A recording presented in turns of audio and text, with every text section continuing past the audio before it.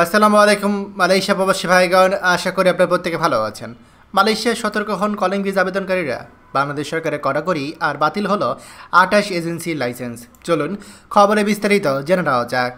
মালয়েশিয়াগামী প্রবাসী ভাইয়েরা, আপনারা প্রত্যেকে সতর্ক হয়ে যান, কারণ যে এজেন্সির মাধ্যমে আপনি মালয়েশিয়া যাওয়ার চিন্তাভাবনা করছেন অথবা যাদের কাছে আপনারা অলরেডি পাসপোর্ট জমা দিয়েছেন, তাদের অনেকেরই লাইসেন্স বাতিল হয়ে গিয়েছে।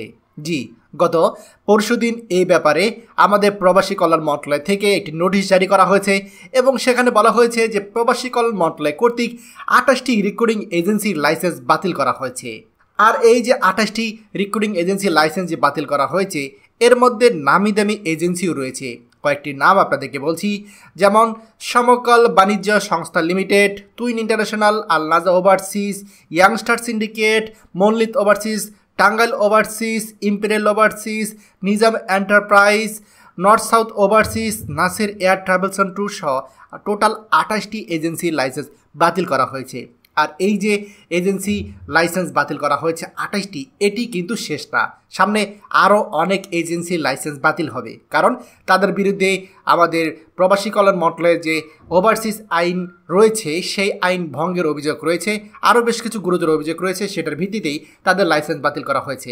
এখন আপনারা জানেন যে সামনে যেহেতু মালয়েশিয়া কলিং ভিসা চালু হবে, তো আপনারা যদি এই রকম কিছু এজেন্সির কাছে টাকা পয়সা এবং পাসপোর্ট জমা দিয়ে থাকেন, তাহলে আপনার টাকাও যাবে, আপনার পাসপোর্টও যাবে এবং আপনার মালয়েশিয়া যাওয়ার স্বপ্ন ভণ্ডুল হবে। এই অবস্থায় আপনাদের উচিত হবে কোনোভাবে কোনো রিক্রুটিং এজেন্সির কাছে আপনার পাসপোর্ট এবং টাকা জমা দেবেন না।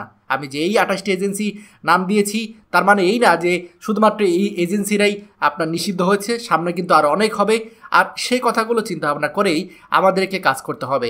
আমরা চাই মালয়েশিয়াগামী আমাদের প্রবাসী যারা আছে, যাদের কিনা ভিসার অপেক্ষায় আছেন, তারা প্রত্যেকে সতর্ক থাকুন। কলিং ভিসা চালু হবে, সেক্ষেত্রে আপনাকে প্রস্তুত থাকতে হবে। তাই বলে এজেন্সির কাছে পাসপোর্ট জমা দিয়ে আপনি যদি কোনো রকম কোনো গ্যারাকলে পড়ে যান, তখন কিন্তু এজেন্সি আপনাদেরকে কোনো সমাধান করবে না। এইটাই বর্তমান পরিস্থিতি আমরা দেখতে পাচ্ছি। দয়া করে এই ভিডিওটি আমাদের সকল মালয়েশিয়া প্রবাসী ভাইদের সাথে শেয়ার করুন, বিশেষ করে যারা মালয়েশিয়া কলিং ভিসার অপেক্ষায় আছে। আর আপনি যদি আমাদের এই চ্যানেল নতুন হয়ে থাকেন, অবশ্যই আমাদের চ্যানেলটিকে সাবস্ক্রাইব করুন, মালয়েশিয়া সকল গুরুত্বপূর্ণ খবরাখবর সবার আগে পাওয়ার জন্য। ধন্যবাদ সবাইকে। আমাদের সকল ভিডিও আপডেট সবার আগে পেতে আমাদের চ্যানেলটিকে সাবস্ক্রাইব করুন। সাবস্ক্রাইব করতে সাবস্ক্রাইব বাটনে ক্লিক করুন এবং বেল আইকনে চাপুন, যাতে আমাদের কোনো নতুন ভিডিও আপনি মিস না করুন।